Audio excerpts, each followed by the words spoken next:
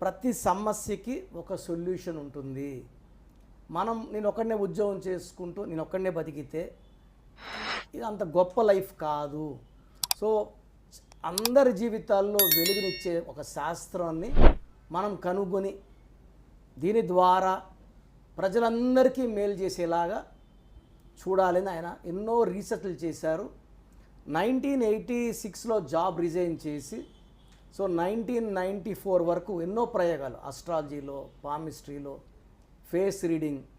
నాన్నగారు ఏం కనుక్కున్నారంటే పేరులో ఒక అక్షరం మార్పు 100% మన జీవితాల్లో వెలుగుని, ఆనందాన్ని, ఆయుష్ని, ఆరోగ్యాన్ని, ఒక మాటలో చెప్పాలంటే మన పేరే మన పెన్నిది. మన పేరుని మన పుట్టుకు అనుకూలంగా ఎంత బాగా పెట్టుకోగలమో లైఫ్ అంత బాగుంటుంది. నాన్నగారు ఎన్నో